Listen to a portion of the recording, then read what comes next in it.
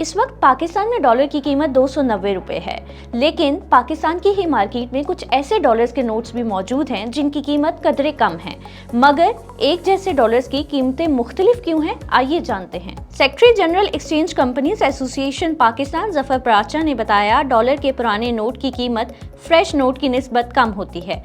जैसे अगर किसी डॉलर के ऊपर मामूली लिखाई या कोई दाग धब्बा हो तो इसकी कीमत गिर जाती है।